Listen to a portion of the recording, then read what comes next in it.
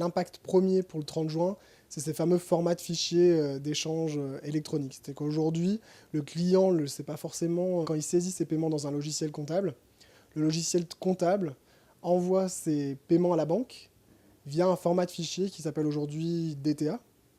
Et ce format de fichier doit évoluer et doit se standardiser justement à la norme européenne, le point XML.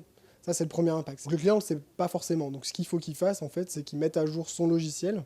S'il a un logiciel standard, c'est qu'il doit le mettre à jour. Si jamais il n'utilise pas de logiciel standard, là, c'est de se rapprocher en fait, du développeur du logiciel le plus rapidement possible pour savoir s'il peut mettre le logiciel à jour, peut-être par un petit développement. Mais en tout cas, le logiciel ne doit plus émettre du DTA, mais du XML avant le 30 juin. On ne va plus saisir directement les données de la e-facture ou le paiement de l'e-facture dans l'e-banking de la banque, mais il va falloir passer par une plateforme externe à l'e-banking de la banque. Par contre, pour se connecter, on se connectera comme d'habitude. Le client va se connecter à l'e-banking, il va avoir un petit onglet qui va lui dire e-bill, il va cliquer sur l'e-bill et là, ça va l'amener sur une plateforme externe, standard, à toutes les banques.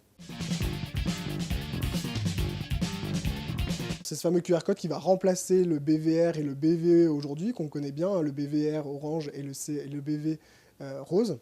Donc c'est cette facture qui va être munie d'un QR code. Et plutôt qu'avoir un stylo scanner ou de taper plusieurs numéros de référence, là, il suffira juste de scanner un QR code pour retranscrire les paiements du bénéficiaire. Ou si jamais on ne peut pas parce qu'on n'a pas de smartphone ou de petite application qui permet de scanner le QR code, on pourra toujours sur le côté avoir les données IBAN du bénéficiaire pour les saisir et faire son paiement.